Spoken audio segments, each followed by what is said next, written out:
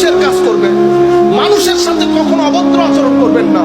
হিন্দু হোক, বুদ্ধ হোক, খ্রিস্টান হোক, মানুষকে মানুষের সম্মান দেবেন।